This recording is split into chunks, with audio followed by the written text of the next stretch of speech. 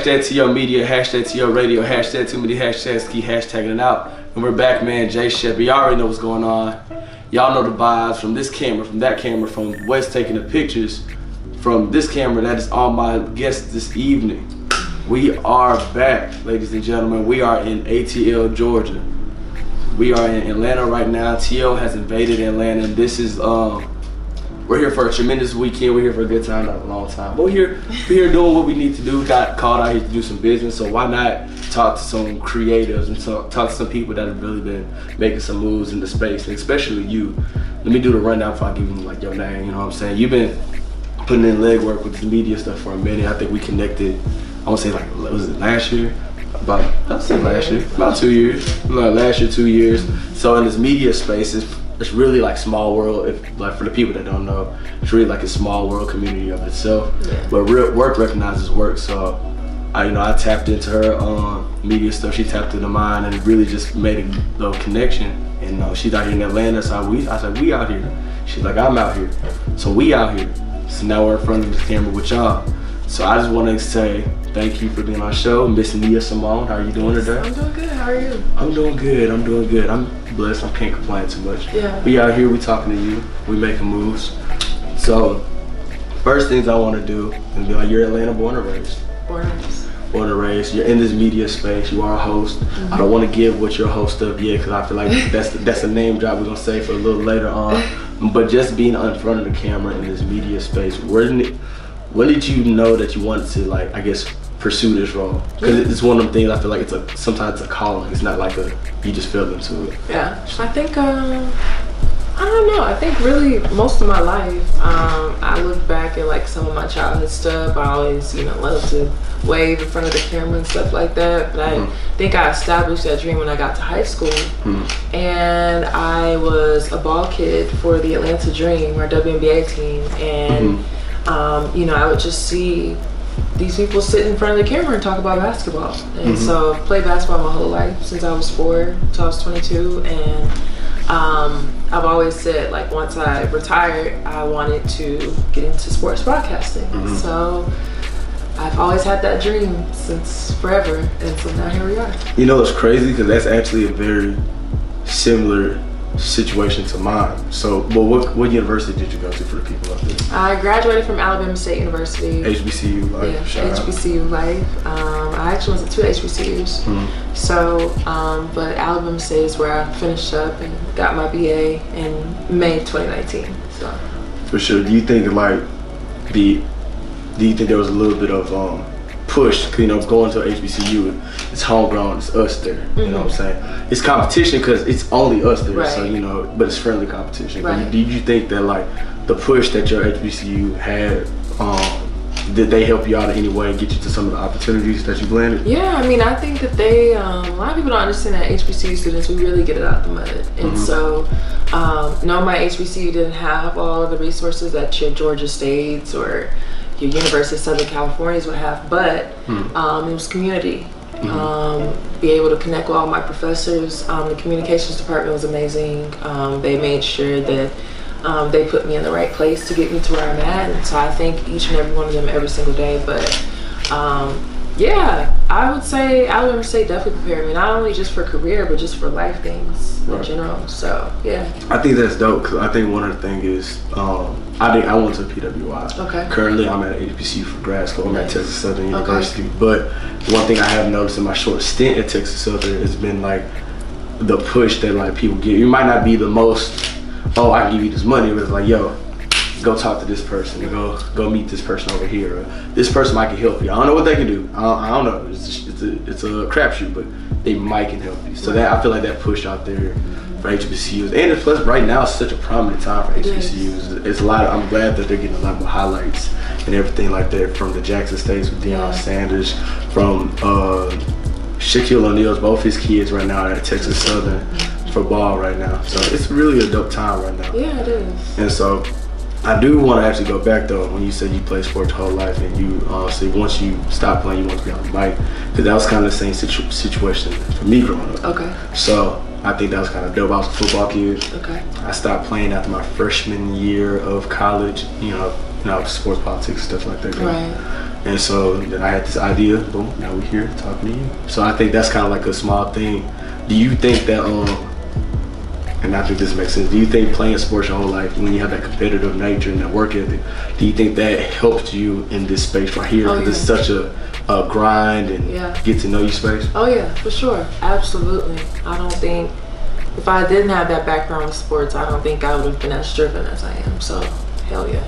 Nah, I feel that. I don't know. I think when you're like, even if you just played in high school and you started, I think that work ethic they put in front of you, because like when you have morning meetings, you got the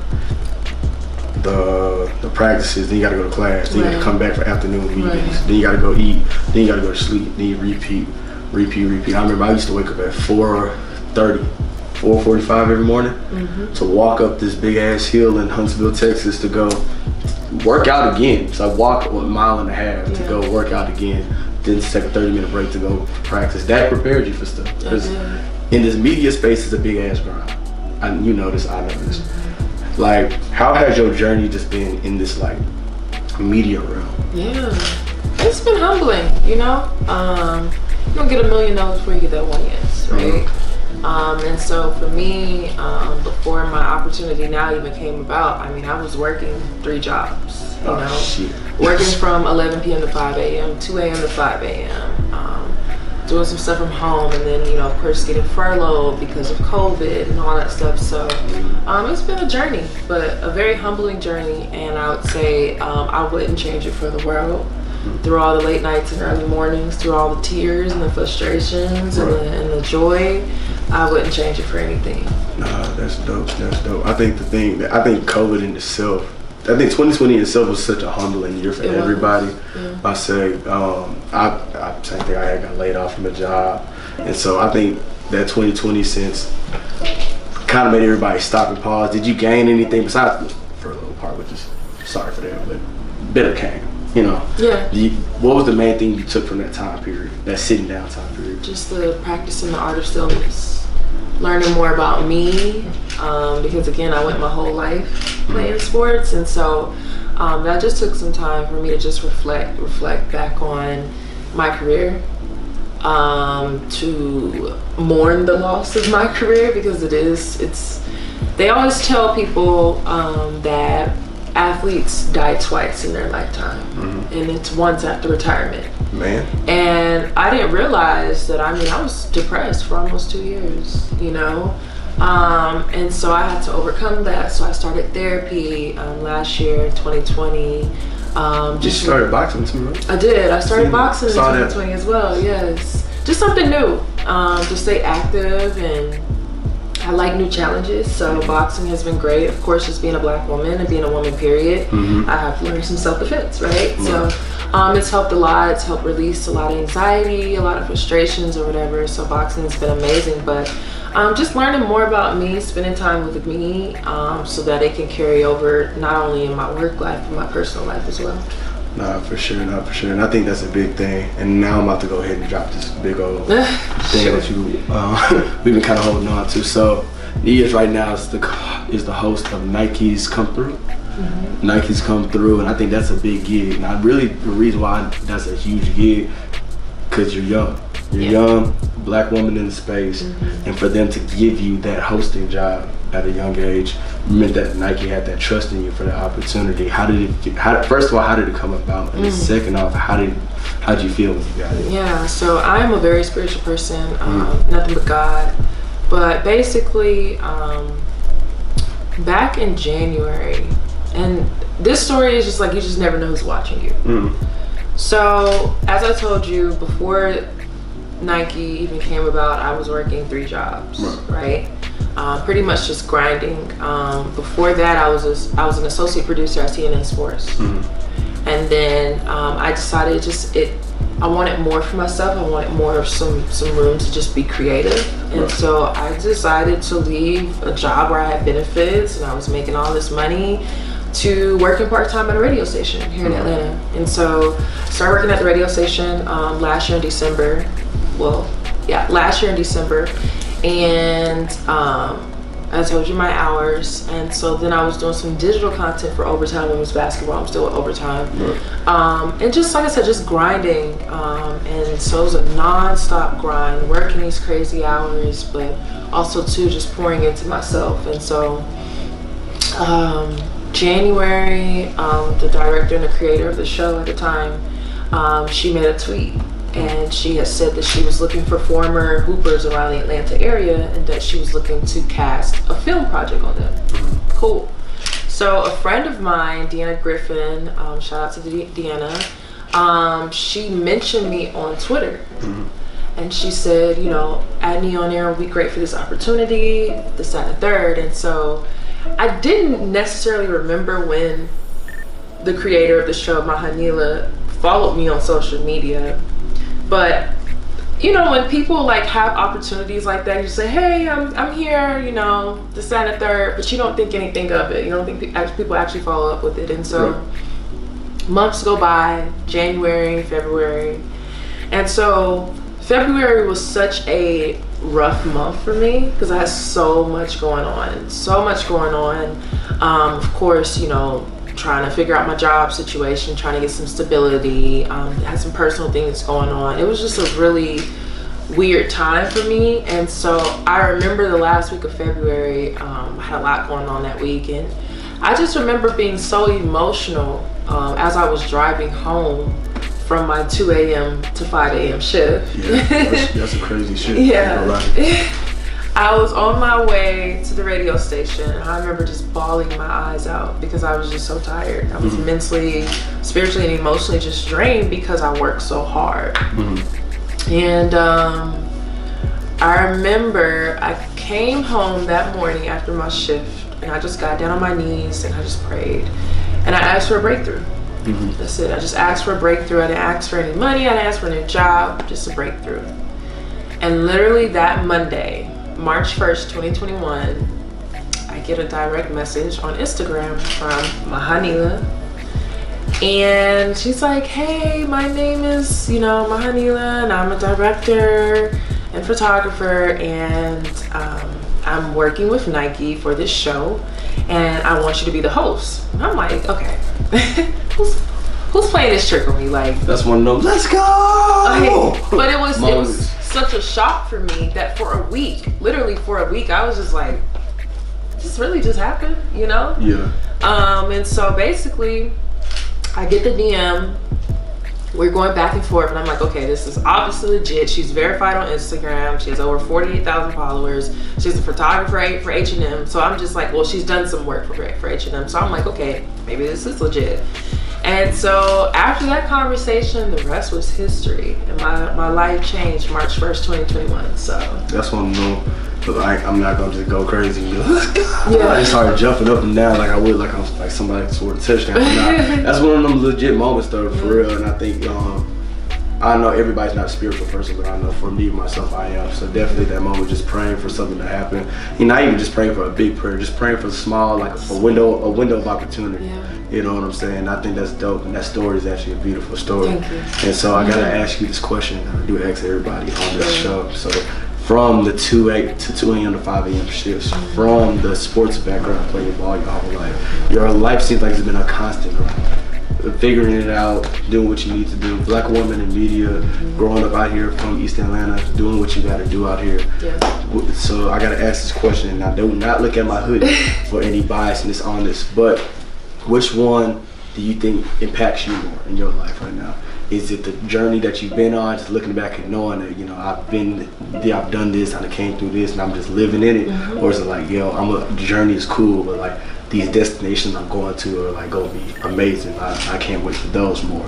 I would say the journey, because honestly, it's like you said, just sitting back and reflecting. And I'm a deep thinker, so I like to reflect. And I was even telling a friend of mine on the phone, I'm just like, I'm not the same person I was last year. You in a higher place.